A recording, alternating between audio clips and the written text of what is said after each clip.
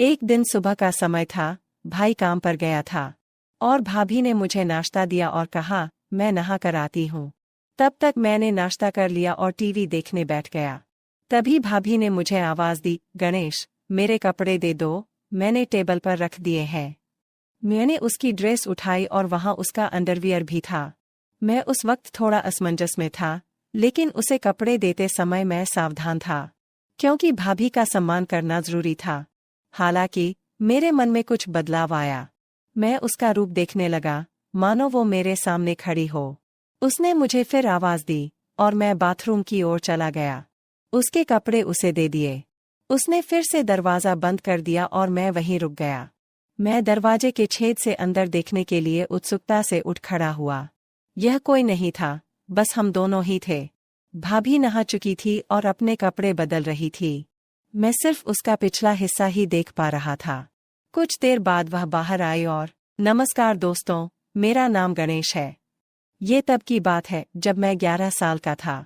मैं बहुत छोटा था जब मैं गर्मी की छुट्टियों में भाई के पास गया था। जब मैं 10वीं क्लास में था तो मेरी भाभी थोड़ी मोटी थी, लेकिन वो बहुत गोरी लग रही थी। वो हर वक्त छोटे कपड़े पहनती रहती थी। पूरे दिन घर पर सिर्फ मैं और भाभी ही होते थे, क्योंकि भाई काम पर जाता था। मैं और भाभी बचपन से ही बहुत फ्री रहते थे। वे मेरे बारे में सब कुछ जानती थी, तो वह मुझे अपने पास पकड़ लेती और गले लगा लेती। हम हर दिन ऐसा करते थे। लेकिन अब मैं बड़ा हो गया था और मुझे उसकी बाहों में बहुत अच्छा महसूस होता था। जब वह मुझे गले लगाती थी तो मेरा साथी बड़ा हो जाता था। फिर मैंने तुरंत उसे गले लगा लिया और मज़े लेने लगा। मैं एक दिवस उत्सव के लिए उनके पास गया था। कुछ दिन बीत गए, एक दिन सुबह हो गई।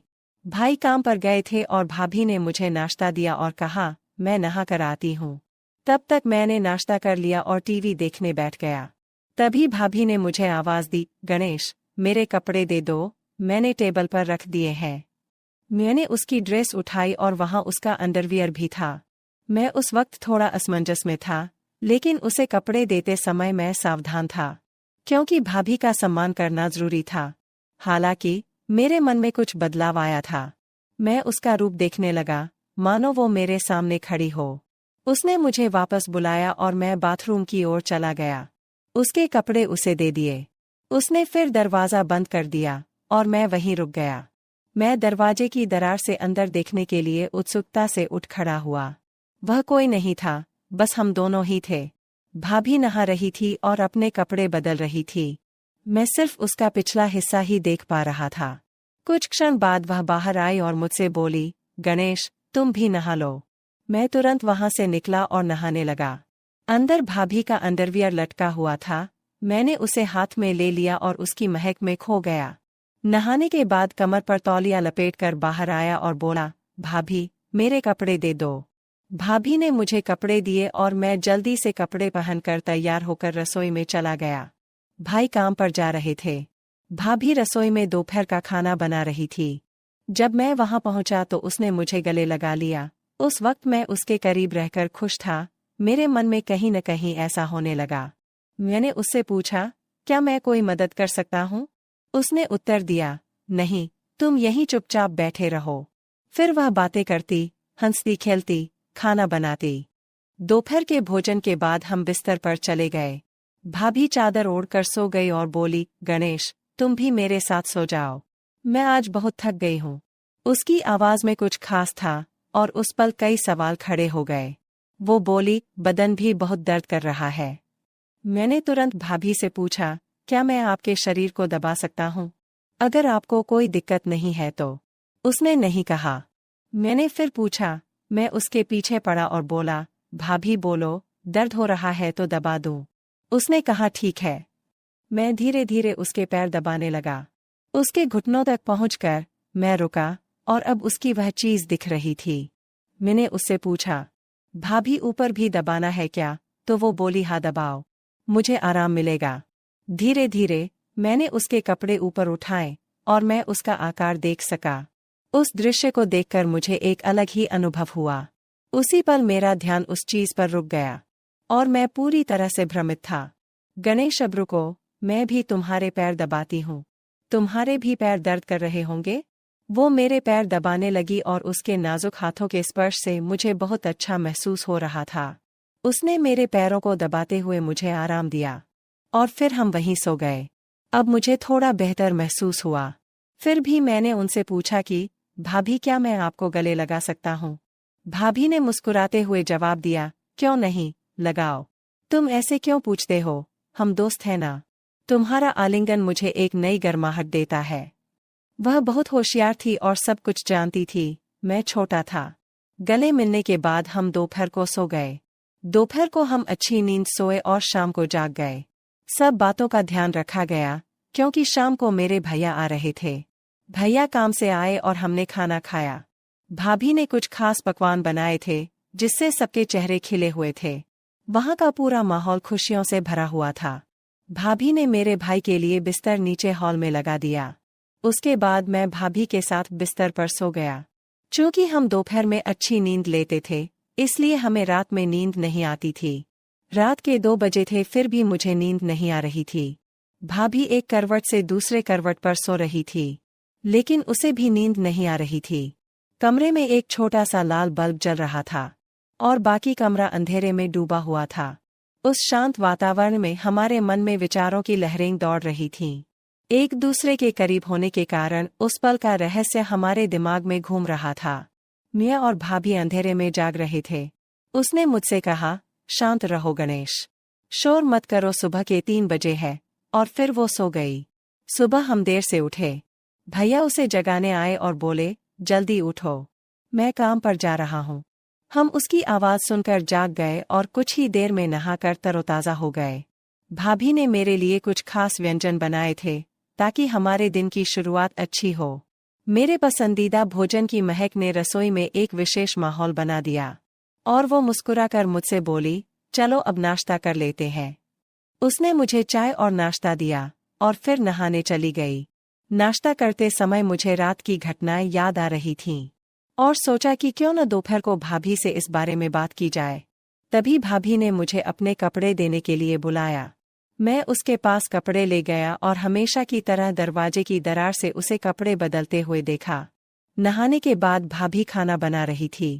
मैंने उससे पूछा, भाभी खाना हुआ क्या? उन्होंने जवाब दिया, हाँ, थोड़ा सा बाकी है। फिर हमने खाना खाया और आराम करने के लिए बिस्तर पर चले गए। मैं और भाभी एक ही चादर में सो गए। उसने मुझे गले लगाया, मैंने भी उसे कसकर गले लगाया। मैंने भाभी की तरह उसकी तरफ देखा और कहा, क्या मैं एक पूछ सकता हूँ? उसने सोचते हुए कहा, पूछो। मैंने आगे कहा, भाभी, रात को पति पत्नी क्या करते हैं? भाभी ने मुस्कुराकर जवाब दिया, कुछ नहीं करते। फिर बोली, पति पत्नी जो करते हैं वही करते हैं। जब तुम बड़े हो जाओगे या शादी कर लोगे तब तुम्हें समझ आएगा। लेकिन फिर भी तुम्हें बताती हूँ, पति और पत्नियां वही करते हैं जो जानवर करते हैं। उस दिन कुत्ता और कुतिया जो करते थे वैसा ही पति पत्नी करते हैं। मैंने उनसे पूछा, अरे भाभी, ये क्या सिर्फ पति पत्नी के लिए है? उसने जवाब दिया, नहीं, कोई भी कर सकता है, लेकिन इसे निजी रखना महत्वपूर्ण है। यह एक रहस्य है, अगर किसी को पता चल गया तो बड़ी बदनामी हो सकती है। मैंने थोड़ा आश्चर्य से पूछा, क्या ऐसा हो सकता है? उसके बाद मैंने विषय बदलते हुए कहा, भाभी, क्या आज हम कोई नई चीज कर सकते हैं? क्योंकि आज मुझे नींद नहीं आ रही है। तो वो मुस्कुराकर बोली, कोई बात नहीं, चलो ऐसे ही लेटे रहते हैं। फिर हम गले मिले। मैंने उन्हें कसकर पकड़ लिया और कहा, भाभी आप भी मुझे कसकर गले लगा लो। वो तुरंत मेरी बाहों में आ गई। फिर एक अनोखा जादू हुआ। उस क्षण मुझे एक अपूर्व आनंद की अनुभूति हुई। हमारे हाथ एक दूसरे के चारों ओर घूम रहे थे और बीच में उन मधुर क्षणों में हमें बहुत विशेष महसूस हुआ। हम एक दूसरे की बाहों में खो गए। मेरा साथी सख्त हो रहा था और मुझे बाथरूम जाना था। मैंने भाभी से कहा, भाभी, मुझे बाथरूम जाना है। उसने भी मुझसे कहा, चलो मुझे भी जाना है। हम दोनों एक साथ बाथरूम गए। फिर मैंने मन में ठान लिया कि भाभी को अपने साथी के दर्शन दिखाऊंगा। भाभी बाथरूम में जाकर बाहर आई और फिर मैं अंदर चला गया और भाभी से बोला, भाभी, मेरी संवेदनशील जगह पर थोड़ा दर्द हो रहा है। उसने कहा, क्या हुआ? मैंने कहा, जगह बहुत तंग है। वो बोली, ठीक है, दिखाओ। मैंने तुरंत चेन नीचे कर दी और अपने साथी को दिखाया। वो बोली, कहाँ दर्द होता है? मैंने कहा, आगे हल्की सी जलन होती है। उसने कहा, अरे तुमने मिर्च खाई थी क्या? फिर वो तेल लेकर आई और बोली, इसे लगाओ। मैंने कहा, तुम लगाओ, मुझे बहुत जलन हो रही है। वह मुस्कुराई और बोली, ठीक है, अच्छे से सो जाओ, फिर जलन नहीं होगी। उसकी आवाज में एक मिठास थी जो मुझे शांत कर रही थी। फिर मैंने कंबल लिया और मुझसे पूछा, गणेश, क्या तुम्हारा दर्द बंद हो गया? मैंने कहा, हाँ। फिर वह बोली, मुझे वापस दिखाओ। मैं सीधे बिस्तर पर गया और उससे पूछा, क्या आप देखने के लिए तैयार हैं? भाभी यह देखकर खुश हो गई। मेरा साथी भाभी को पूरी तरह से साथ दे रहा था। कुछ देर बाद मेरे साथी को उल्टी हुई और भाभी यह देखकर शर्मा गई। दोस्तों, अगर आपको कहानी पसंद आए तो हमारे चैनल को सब्सक्राइब करें और आपको कहानी कैसी लगी मुझे कमेंट में अपना अवश्य हाथ बताएं। थोड़ा और नीचे लाओ, मुझे बहुत मजा आ रहा है। मैडम, क्या मैं आपकी कमर के और नीचे ले जाऊं? जरूर। उस दिन मुझे मसाज लेते वक्त काफी सुकून मिल रहा था, लेकिन फिर कुछ ऐसा हुआ। रात का समय था, हवेली के चारों ओर सन्नाटा पसरा हुआ था। खिड़की से हल्की हल्की बारिश की बूंदें कांच पर टकरा रही थी। कमरे में एक मध्यम रोशनी जल रही थी। निधि मल्होत्रा, 35 साल की, घने लंबे बाल, कसी हुई कमर और नशीली आंखें। उसका पति करण हमेशा के लिए बिजनेस ट्रिप पर जा चुका था। निधि अब तन्हा थी। उसका दिल बेचैन था। शरीर में एक अजीब सी गर्माहट थी। उसने बेड पर लेटे लेटे अपना गाउन और ढीला कर लिया, आंखें बंद कर ली। तभी अचानक दरवाजे पर दस्तक हुई। आओ, उसने धीमी आवाज में कहा। दरवाजा खुला। अंदर दाखिल हुआ अर्जुन शर्मा, 28 साल का, कसी हुई बॉडी, चौड़ी छाती, भूरी आंखें और गहरी आवाज। वो निधि का मसाज थेरेपिस्ट था। मैडम, आज का मसाज सेशन शुरू करें? अर्जुन ने धीमे स्वर में पूछा। हाँ अर्जुन, आज मुझे बहुत थकान है। निधि ने अपनी गर्दन घुमाई। अर्जुन ने कमरे की लाइट हल्की कर दी। उसने अपने हाथों में तेल लिया। उसकी उंगलियां गर्म और मजबूत थीं। मैडम, आप लेट जाइए, अर्जुन ने कहा। निधि ने अपनी रेशमी गाउन को कंधों से नीचे खिसका दिया। उसकी पीठ अर्जुन के सामने थी। अर्जुन की नजरें उसकी नंगी पीठ पर अटक गईं। उसने गहरी सांस ली और अपने हाथों को उसके कंधों पर रखा। अर्जुन ने धीरे धीरे तेल को निधि की गर्दन पर मलना शुरू किया। उसकी उंगलियां निधि की कोमल त्वचा पर घूमने लगीं। आराम से, निधि ने आंखें बंद करते हुए कहा। अर्जुन के हाथ अब उसकी गर्दन से नीचे उसकी पीठ पर उतरने लगे। उसकी उंगलियां हर नस पर नाच रही थीं। निधि के होठों से हल्की सिसकी निकली। आपकी त्वचा बहुत मुलायम है, मैडम, अर्जुन ने धीमे स्वर में कहा। और तुम्हारे हाथ बहुत गर्म हैं, निधि ने हौले से कहा। अर्जुन के हाथ अब उसकी कमर के पास पहुंच गए। उसने निधि की कमर को कसकर पकड़ लिया। निधि की सांसें तेज होने लगी। अर्जुन और नीचे। अर्जुन के हाथ अब निधि के नितंबों पर थे। उसने उन्हें धीरे धीरे सहलाना शुरू किया। उसकी उंगलियां हर नस को जगाने लगी। निधि की आंखें अब भी बंद थीं। उसकी उंगलियां बेडशीट को कसकर थामे हुए थी। अर्जुन ने निधि को अपनी ओर खींचा। निधि ने आंखें खोली। उनकी आंखें एक दूसरे में समा गईं। अर्जुन, क्या तुम मुझे और महसूस करना चाहते हो? निधि ने धीरे से कहा। अर्जुन ने बिना कुछ कहे अपना चेहरा निधि के चेहरे के करीब लाया। उनकी सांसें एक दूसरे में घुलने लगी। मैडम, आप बहुत खूबसूरत हैं, अर्जुन ने उसके होठों पर हल्का सा चुंबन दिया। निधि ने अपनी उंगलियां अर्जुन के बालों में फंसा दी। अर्जुन ने निधि को अपनी बाहों में कसकर पकड़ लिया। उनके शरीर एक दूसरे में घुलने लगे। तभी अचानक दरवाजे पर दस्तक हुई। अर्जुन और निधि दोनों चौंक गए। कौन हो सकता है? निधि ने घबराते हुए कहा। अर्जुन ने जल्दी से अपनी शर्ट पहन ली। निधि ने भी गाउन कसकर बांध लिया। दरवाजा खुला। सामने खड़ी थी मीरा, घर की पुरानी नौकरानी। उसकी नजरें अर्जुन पर टिकी थी। मैडम, करण साहब का फोन आया है। उन्होंने कहा है कि वो 2 दिनों में घर आ रहे हैं। निधि के चेहरे का रंग उड़ गया। ठीक है, तुम जाओ, मीरा ने अर्जुन की ओर देखते हुए कहा। और अर्जुन जी, आप थोड़ी देर रुक सकते हैं, मुझे आपसे कुछ बात करनी है। अर्जुन ने निधि की ओर देखा। निधि ने उसे आंखों ही आंखों में इशारा किया। अर्जुन ने मीरा के कमरे में प्रवेश किया। कहो, क्या कहना है? अर्जुन ने तीखे स्वर में पूछा। मीरा ने अर्जुन के चेहरे की ओर देखा। उसकी आंखों में गहरी शरारत थी। अर्जुन बाबू, आपने जो किया है वो करण साहब को पता चल गया तो क्या होगा? अर्जुन ने उसका हाथ पकड़ लिया। क्या चाहिए तुम्हें? मीरा ने अपनी उंगलियां अर्जुन की छाती पर फिराते हुए कहा। मैं तुम्हारे राज को दबा सकती हूँ, लेकिन उसके लिए तुम्हें मुझे भी वो देना होगा जो तुम निधि मैडम को दे रहे हो। अर्जुन का चेहरा सख्त हो गया। मीरा उसके और करीब आ गई। अर्जुन ने मीरा को धक्का देकर दूर किया। मैं तुम्हारे साथ कुछ नहीं करूँगा, मीरा ने हंसते हुए कहा। अच्छा, तो देख लेना, कल सुबह तक करण साहब को सब कुछ पता चल जाएगा। अर्जुन ने घबराते हुए निधि के कमरे की ओर देखा। निधि बिस्तर पर बैठी थी। उसकी आंखों में आंसू थे।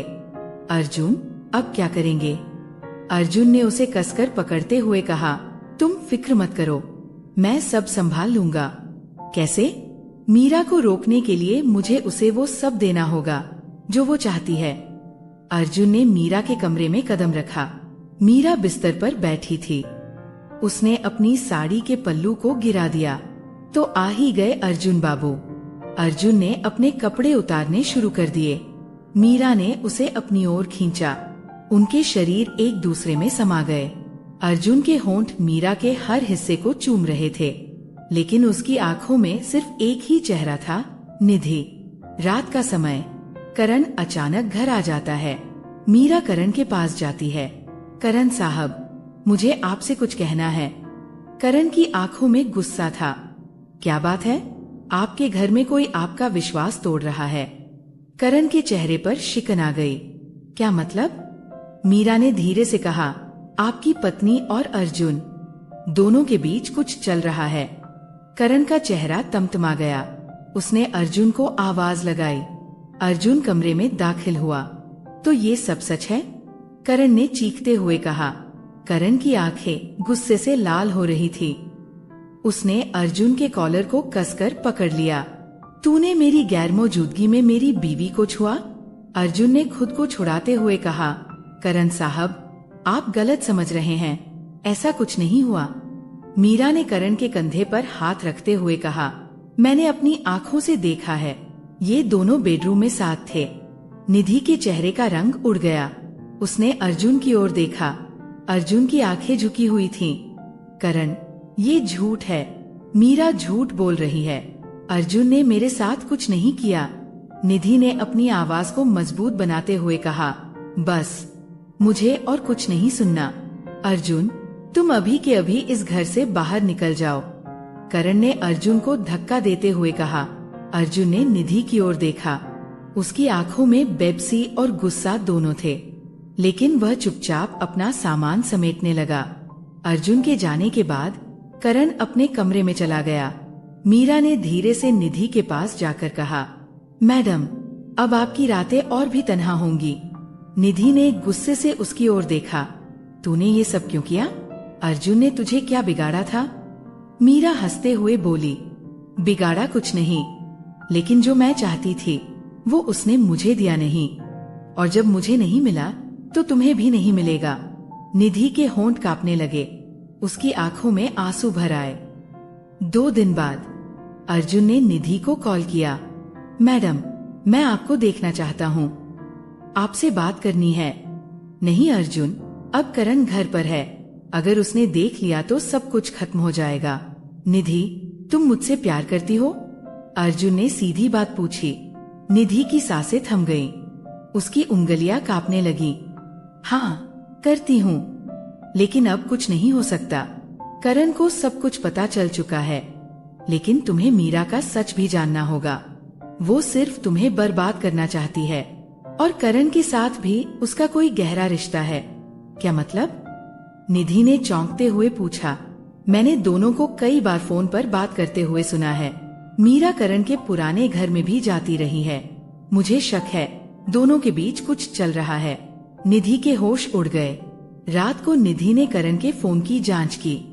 उसने देखा कि मीरा के नाम से कई कॉल्स और मैसेज थे। मुझे तुमसे मिलना है, कल रात तुम्हारे पुराने घर में। मीरा, निधि का खून खौल उठा। उसने अर्जुन को तुरंत कॉल किया। अर्जुन, मुझे तुम्हारी बात पर यकीन हो गया। करण और मीरा के बीच कुछ न कुछ जरूर है, तो फिर तुम मेरे पास आ जाओ। हम दोनों मिलकर सच का पर्दाफाश करेंगे, अर्जुन ने कहा। अगली रात अर्जुन और निधि ने करण का पीछा किया। करण अपने पुराने घर में गया। निधि और अर्जुन छिपकर खिड़की से देख रहे थे। अंदर करण और मीरा एक दूसरे के बेहद करीब थे। करण ने मीरा के बालों में हाथ फेरा और कहा, अब जब अर्जुन जा चुका है तो हमारी रातें और भी हसीन हो जाएंगी। मीरा ने करण की शर्ट के बटन खोलते हुए कहा, मुझे तुम्हारा ये पागलपन बहुत पसंद है, लेकिन तुम्हारी बीवी की आंखों में वो जलन और भी अच्छी लगती है। करण ने मीरा को बाहों में भर लिया और दोनों एक दूसरे में समा गए। निधि के पैरों तले जमीन खिसक गई। अर्जुन ने निधि का हाथ कसकर पकड़ लिया। अब समझी, करण ने तुम्हें धोखा दिया और मुझे तुम्हारी जिंदगी से दूर कर दिया। निधि अब बर्दाश्त नहीं कर सकती थी। उसने अर्जुन के सामने कहा, अर्जुन, अब मुझे तुम्हारी जरूरत है। मुझे करण और मीरा को उनकी करतूतों का मजा चखाना है। अर्जुन ने उसे अपनी बाहों में भर लिया। मैं तुम्हारे साथ हूँ, निधि। दोनों ने एक दूसरे के होठों को कसकर चूम लिया। अर्जुन की उंगलियां निधि के बालों में फंस गईं। उनकी सांसें एक दूसरे में समा गईं। अगली सुबह निधि और अर्जुन ने योजना बनाई। अर्जुन ने करण को कॉल किया। करण साहब, मुझे आपसे माफी मांगनी है। जो भी हुआ उसके लिए मैं जिम्मेदार हूँ। कृपया मुझे मिलने का एक मौका दें। करण ने गुस्से में कहा, तो अब इस शहर में नजर आया तो तेरा हश्र बुरा होगा। आपकी मर्जी, लेकिन क्या आपको पता है कि मीरा आपके पैसों का गबन कर रही है? उसके पास आपकी प्रॉपर्टी के पेपर भी हैं। करण चौंक गया। क्या? मैं आपके पुराने घर में हूँ। सबूत के साथ आपका इंतजार कर रहा हूँ। करण और मीरा दोनों पुराने घर में पहुँचे। अर्जुन और निधि पहले से वहाँ छिपे हुए थे। करण ने अर्जुन को देखा और गुस्से से कहा, तूने मेरे और मेरी बीवी के बीच फूट डाली। अर्जुन हंसते हुए बोला, नहीं करण, तेरे और तेरी रखेल के बीच की फूट मैं डालने आया हूँ। निधि बाहर आई। करण, मैं जान चुकी हूँ कि तुम और मीरा पिछले 3 साल से मुझे धोखा दे रहे हो। करण और मीरा चौंक गए। मीरा ने करण का हाथ पकड़ते हुए कहा, मैंने ये सब तुम्हारे लिए किया था। करण ने मीरा को झटक दिया। तूने मेरे साथ भी धोखा किया, मेरे पैसों के पीछे पड़ी थी। अर्जुन ने सारे सबूत करण के सामने रख दिए। मीरा के नाम से ट्रांसफर हुए पैसों के कागजात। करण ने गुस्से में मीरा को धक्का दिया। तू मेरे घर से निकल जा। करण ने अर्जुन से माफी मांगी। मुझे माफ कर दो अर्जुन, मैंने तुम्हें गलत समझा। अर्जुन ने निधि का हाथ थाम लिया। अब मैं और निधि साथ रहेंगे। और हाँ करण, ये वो प्यार है जो तेरी कमी ने पैदा किया। करण ने सिर झुका लिया। अर्जुन और निधि ने घर छोड़ दिया। दोनों ने एक नई जिंदगी की शुरुआत की। तो दोस्तों, उम्मीद है कि ये कहानी आपको पसंद आई होगी। अगर ये कहानी आपको पसंद आई है तो आप हमारे इस चैनल अंदर के किस्से को जरूर सब्सक्राइब करें और हमें कमेंट करके जरूर बताएं। हम मिलते हैं आपसे नई वीडियो में। मासूम समझता था, धन्यवाद। लेकिन जब मैंने उसे एक रात 12 बजे उसके रूम में जो करते देखा, उसके बाद मेरा उसे देखने का नजरिया पूरी तरह बदल गया था। क्योंकि वो अपनी उंगली से, मेरा नाम प्रेम है, मेरी उम्र 24 साल है और मेरी एक छोटी बहन है जिसका नाम अर्पिता है। अर्पिता बेहद सुंदर है और बिल्कुल जानवी कपूर जैसी दिखती है। वो सिर्फ 21 साल की है। ये कहानी उस पल की है जब मुझे पता चला कि मेरी वो मासूम बहन अब बड़ी हो गई है। ये बात है 1 साल पहले की, जब मैंने उसके फ़ोन में कुछ ऐसा देखा जिसने मुझे अंदर तक हिला दिया। जिस बहन को मैं हमेशा मासूम समझता था, उसके बारे में वो सच जानकर मुझे यकीन नहीं हुआ। ये कहानी उसी पल से शुरू होती है जब मैंने अपनी बहन के बारे में वो राज जाना जिसने हमारी जिंदगी बदल कर रख दी। गर्मी की रात थी, हवा जैसे थम सी गई थी और मेरे कमरे में पड़े बिस्तर पर सोने में भी मुश्किल हो रही थी। प्यास के मारे मेरी नींद खुल गई और जैसे ही मैंने पानी की बोतल उठाने की कोशिश की, पता चला कि वो खाली थी। वक्त देखा तो रात के ठीक 1 बज रहे थे। नींद की खुमारी में मैं रसोई की ओर बढ़ा, जहां पानी की ठंडी बोतलें रखी होती थीं। तरफ जाते हुए मैंने देखा कि मेरी बहन अर्पिता के कमरे की लाइट जल रही थी। ये देखकर मैं थोड़ा हैरान हुआ, क्योंकि अर्पिता हमेशा सोते वक्त लाइट बंद करके सोती थी। हमारे घर में ये नियम था कि सभी को सोते समय लाइट बंद रखनी चाहिए, और अर्पिता इस नियम का सबसे ज्यादा पालन करती थी। मैंने सोचा कि शायद वो लाइट बंद करना भूल गई होगी। अपनी बोतल में पानी भरते हुए मैंने मन ही मन सोचा कि उसकी लाइट बंद करके उसे आराम से सुला दूं। जैसे ही मैं उसके कमरे का दरवाज़ा खोलने लगा, एक अजीब सी बेचैनी मेरे अंदर घर कर गई। क्या अर्पिता जाग रही होगी, या फिर वो सिर्फ नींद में लाइट छोड़कर सो गई होगी? दरवाज़ा खुलते ही जो मैंने देखा, उसने मुझे अंदर तक हिला दिया। अर्पिता अपने बिस्तर पर बैठी थी। उसके चेहरे पर एक गंभीरता थी और वो अपने फ़ोन की स्क्रीन में कुछ देखने में पूरी तरह मग्न थी। रात के इस समय, जब हर कोई गहरी नींद में था, अर्पिता का यूं जागना और फ़ोन पर इस तरह से कुछ देखना बेहद अजीब लगा। जैसे ही मेरी नज़र उस पर पड़ी, उसने फटाफट फ़ोन को छुपा लिया और उसकी आंखों में डर की एक झलक साफ दिखी। उसकी ये हरकत इतनी अप्रत्याशित थी कि मैं एक पल के लिए समझ नहीं पाया कि क्या कहूँ। अर्पिता, जो हमेशा शांत और संयमित रहती थी, उसके चेहरे पर इस वक्त चिंता और घबराहट की लकीरें साफ नजर आ रही थीं। मैंने धीरे से पूछा, अर्पिता, सब ठीक है? इतनी रात गए जाग रही हो? अर्पिता ने एक झटके में जवाब दिया, हाँ, बस नींद नहीं आ रही थी। लेकिन उसकी आवाज में जो कंपकंपी थी, उसने मेरी जिज्ञासा को और बढ़ा दिया। वो मुझसे कुछ छुपा रही थी, लेकिन क्या? ये जानने की ललक अब मेरे दिल में गहराती जा रही थी। मैंने सोचा कि शायद ये कोई मामूली बात हो, लेकिन उसके चेहरे की हवाइयाँ कुछ और ही कह रही थीं। इस रात की शुरुआत ने मेरे मन में कई सवाल खड़े कर दिए थे। अर्पिता के इस रहस्यमयी व्यवहार का राज क्या था? क्या वो किसी परेशानी में थी, या फिर वो कुछ ऐसा कर रही थी जिसे वो मुझसे या परिवार से छुपाना चाहती थी? उस रात के बाद से अर्पिता का वो विचित्र व्यवहार मेरे मन से हट ही नहीं रहा था। हर बार जब मैं उसे देखता, उसकी वो घबराई हुई नज़रें मुझे याद आ जातीं। मेरे मन में एक सवाल उभर रहा था कि आखिर वो रात के अंधेरे में ऐसा क्या कर रही थी जो उसे मुझसे छुपाना पड़ा। कुछ दिनों बाद, जब एक मौका मिला और अर्पिता अपने कमरे में नहीं थी, मैंने उसका फ़ोन उठाया। मेरा इरादा सिर्फ ये जानने का था कि आखिर वो किस चीज़ से परेशान है। कहीं उसे कोई परेशानी तो नहीं? कहीं कोई उसे तंग तो नहीं कर रहा? मेरा दिल इस बात को जानने के लिए बेचैन था। फ़ोन का लॉक कोड मुझे पहले से ही पता था, इसलिए उसे खोलने में कोई दिक्कत नहीं हुई। जब मैंने उसकी फ़ोन की गैलरी, मैसेज और ऐप्स देखे, तो कुछ खास हाथ नहीं लगा। सब कुछ सामान्य था। ऐसा कुछ भी नहीं मिला जो उसकी उस रात की हरकत को समझा सके।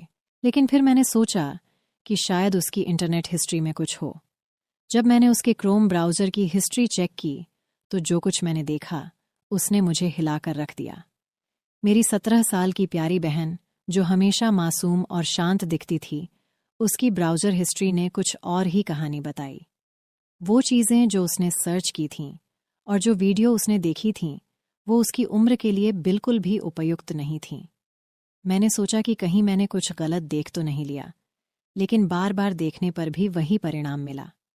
उसने कुछ ऐसे विषयों को सर्च किया था जिन्हें जानने की उसकी उम्र नहीं थी। मेरे दिल में एक अजीब सी घबराहट होने लगी। क्या मेरी बहन किसी गलत संगत में पड़ गई है, या फिर उसे किसी ने ऐसा करने के लिए मजबूर किया है? उसके ये ऑनलाइन गतिविधियां उसके मन में कौन से सवाल उठा रही हैं? उसकी ये हिस्ट्री देखकर मैं समझ नहीं पा रहा था कि इस बारे में क्या सोचूं और क्या करूं। मैंने फ़ोन को वापस उसकी जगह रख दिया, लेकिन मेरा मन शांत नहीं था। मैंने फैसला किया कि अब मुझे इस बारे में गहराई से सोचना होगा। ये सवाल कि आखिर मेरी बहन ने क्यों और कैसे ये सब सर्च किया मेरे दिमाग में घूमता रहा। अब ये रहस्य और गहराता जा रहा था। जब मैंने अर्पिता की ब्राउज़र हिस्ट्री देखी थी, तब से ही मेरे मन में एक अजीब सी बेचैनी थी। मेरी मासूम बहन को ऐसी चीज़ों में क्यों और कैसे रुचि हुई? ये सवाल मुझे सोने नहीं दे रहा था। मुझे पता था कि इस रहस्य का कोई गहरा कारण है, जिसे समझना ज़रूरी है। मैंने अर्पिता के व्यवहार पर ध्यान देना शुरू किया और उसकी बातों में एक बदलाव देखा। वो अक्सर अपनी एक खास सहेली के बारे में बात करती थी, जिसे मैं पहले कभी नहीं जानती थी। उसका नाम सुनकर ही मेरे दिल में एक अजीब सी आशंका होने लगी। मैंने सोचा कि हो न हो, अर्पिता की इस नई आदत के पीछे उसी का हाथ है। एक दिन मैंने अर्पिता से उसकी उस सहेली के बारे में सीधे बात करने का फैसला किया। मैंने उससे हल्के फुल्के अंदाज में पूछा, तुम्हारी वो नई सहेली कौन है? तुम्हारे साथ हमेशा उसका जिक्र सुनती हूं। अर्पिता ने थोड़ा हिचकिचाते हुए बताया, वो मेरी क्लास में नई आई है, काफ़ी मस्तीखोर है और बहुत बातें करती है। मुझे उसकी बातों से ज़्यादा कुछ नहीं पता चला, लेकिन मेरी छठी इंद्री ने कहा कि ये वही लड़की है जिसने अर्पिता को गलत रास्ते पर धकेला है। कुछ दिनों बाद मैंने अर्पिता के फ़ोन की हिस्ट्री को फिर से खंगालने की सोची, इस बार और गहराई से। मैंने कुछ और भी चौंकाने वाले सबूत पाए। अर्पिता की सहेली ने उसे कुछ ऐसे वीडियो दिखाए थे जो उसकी उम्र और समझ से परे थे। ये वो वीडियो थे जो किसी भी नासमझ किशोरी के लिए सही नहीं थे। इसके अलावा मैंने ये भी देखा कि वो सहेली अर्पिता को सिर्फ वीडियो दिखाने तक ही सीमित नहीं थी। वो एक बहुत ही बिगड़ी हुई लड़की थी, जिसे सही गलत की कोई परवाह नहीं थी। वो लड़कों को फंसाने और उनके साथ गलत काम करने में भी माहिर थी। उसने अर्पिता को ऐसे कई किस्से बताए थे जो अर्पिता के मासूम दिमाग को विचलित कर रहे थे। ये सब जानकर मेरा दिल टूट गया। मेरी मासूम बहन, जिसे मैं हमेशा सही रास्ते पर चलने की सलाह देती थी, इस तरह की गंदी आदतों में फंस चुकी थी। और इसका कारण थी वो सहेली, जो उसे अपने जैसा बनाना चाहती थी। अब मुझे अर्पिता को इस दलदल से बाहर निकालना था। मैंने फैसला किया कि सबसे पहले मुझे उस सहेली से अर्पिता की दूरी बनानी होगी, और उसके बाद मुझे अपनी बहन को प्यार और समझदारी से समझाना होगा कि वो किस राह पर चल पड़ी है और उसे किस तरह से वापस सही रास्ते पर लौटना है। इस तरह मैंने अपनी बहन को उस गलत संगत से बचाया और उसे जीवन के सही रास्ते पर लाने की कोशिश की। ये सफ़र आसान नहीं था, लेकिन मेरा प्यार और समझ ही उसकी ढाल बने। अंत में अर्पिता ने उस सहेली से दूरी बना ली और अपनी गलतियों से सीखा। ये अनुभव हमारे रिश्ते को और मजबूत बना गया। इस कहानी से हमें ये सीखने को मिलता है कि गलत संगत कितनी जल्दी और आसानी से हमें गलत रास्ते पर ले जा सकती है, लेकिन अगर परिवार का सहारा और समझदारी हो तो कोई भी राह मुश्किल नहीं एक होती। दिन सुबह का समय था, भाई काम पर गया था और भाभी ने मुझे नाश्ता दिया और कहा, मैं नहा कर आती हूँ। तब तक मैंने नाश्ता कर लिया और टीवी देखने बैठ गया। तभी भाभी ने मुझे आवाज़ दी, गणेश, मेरे कपड़े दे दो, मैंने टेबल पर रख दिए हैं। मैंने उसकी ड्रेस उठाई और वहाँ उसका अंडरवियर भी था। मैं उस वक्त थोड़ा असमंजस में था, लेकिन उसे कपड़े देते समय मैं सावधान था, क्योंकि भाभी का सम्मान करना जरूरी था। हालांकि मेरे मन में कुछ बदलाव आया। मैं उसका रूप देखने लगा, मानो वो मेरे सामने खड़ी हो। उसने मुझे फिर आवाज़ दी और मैं बाथरूम की ओर चला गया। उसके कपड़े उसे दे दिए। उसने फिर से दरवाज़ा बंद कर दिया और मैं वहीं रुक गया। मैं दरवाजे के छेद से अंदर देखने के लिए उत्सुकता से उठ खड़ा हुआ। यह कोई नहीं था, बस हम दोनों ही थे। भाभी नहा चुकी थी और अपने कपड़े बदल रही थी। मैं सिर्फ उसका पिछला हिस्सा ही देख पा रहा था। कुछ देर बाद वह बाहर आई और, नमस्कार दोस्तों, मेरा नाम गणेश है। ये तब की बात है जब मैं 11 साल का था। मैं बहुत छोटा था जब मैं गर्मी की छुट्टियों में भाई के पास गया था। जब मैं 10वीं क्लास में था तो मेरी भाभी थोड़ी मोटी थी, लेकिन वो बहुत गोरी लग रही थी। वो हर वक्त छोटे कपड़े पहनती रहती थी। पूरे दिन घर पर सिर्फ मैं और भाभी ही होते थे, क्योंकि भाई काम पर जाता था। मैं और भाभी बचपन से ही बहुत फ्री रहते थे। वे मेरे बारे में सब कुछ जानती थी, तो वह मुझे अपने पास पकड़ लेती और गले लगा लेती। हम हर दिन ऐसा करते थे। लेकिन अब मैं बड़ा हो गया था और मुझे उसकी बाहों में बहुत अच्छा महसूस होता था। जब वह मुझे गले लगाती थी तो मेरा साथी बड़ा हो जाता था। फिर मैंने तुरंत उसे गले लगा लिया और मज़े लेने लगा। मैं एक दिवस उत्सव के लिए उनके पास गया था। कुछ दिन बीत गए। एक दिन सुबह हो गई।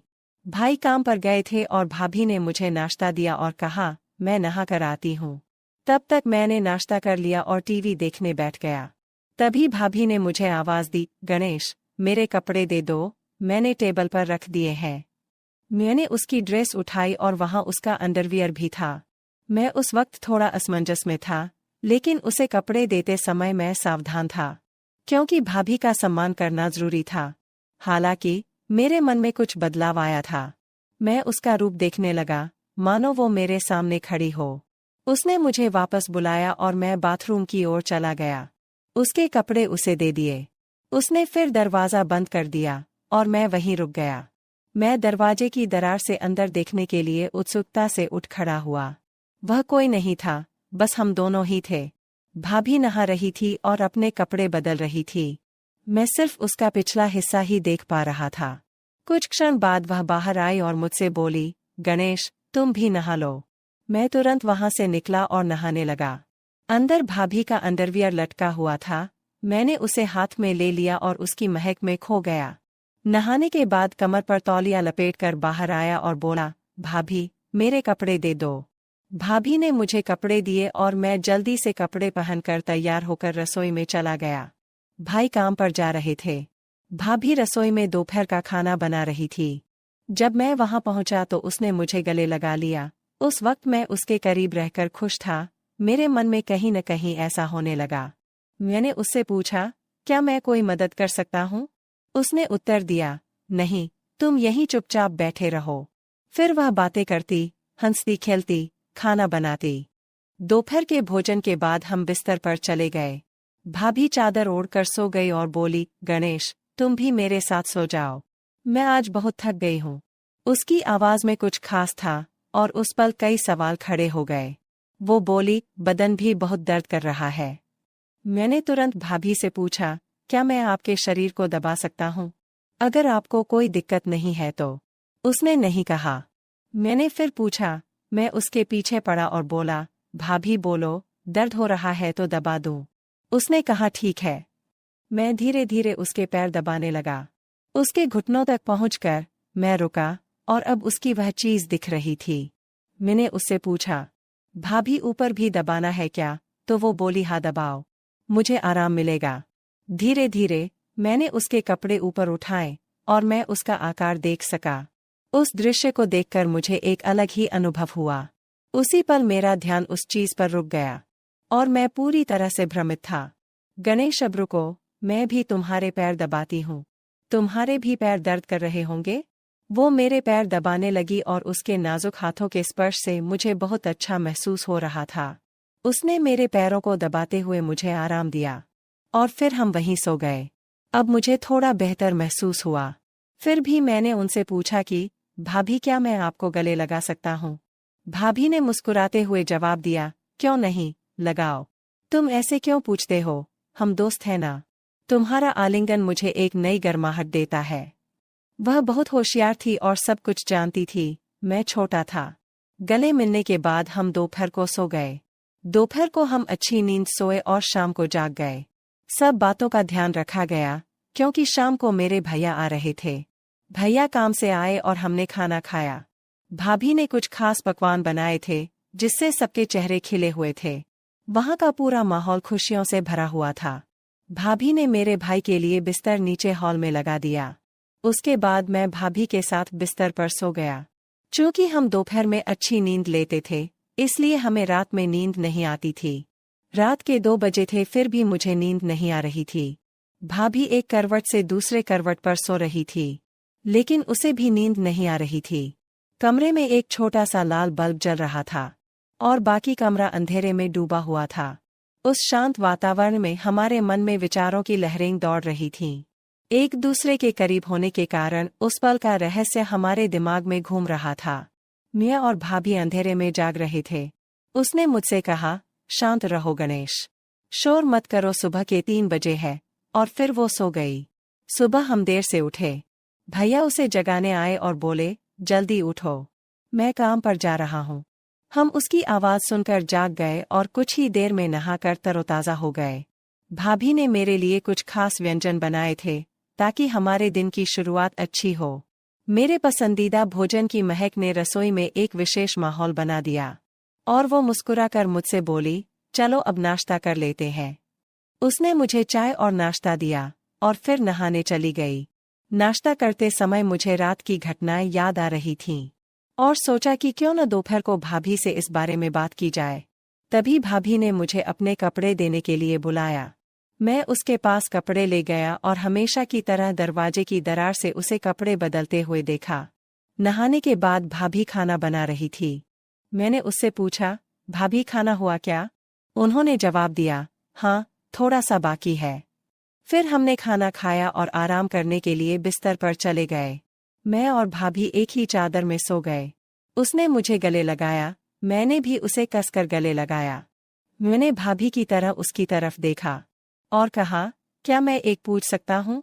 उसने सोचते हुए कहा, पूछो। मैंने आगे कहा, भाभी, रात को पति पत्नी क्या करते हैं? भाभी ने मुस्कुराकर जवाब दिया, कुछ नहीं करते। फिर बोली, पति पत्नी जो करते हैं वही करते हैं। जब तुम बड़े हो जाओगे या शादी कर लोगे तब तुम्हें समझ आएगा। लेकिन फिर भी तुम्हें बताती हूँ, पति और पत्नियां वही करते हैं जो जानवर करते हैं। उस दिन कुत्ता और कुतिया जो करते थे वैसा ही पति पत्नी करते हैं। मैंने उनसे पूछा, अरे भाभी, ये क्या सिर्फ पति पत्नी के लिए है? उसने जवाब दिया, नहीं, कोई भी कर सकता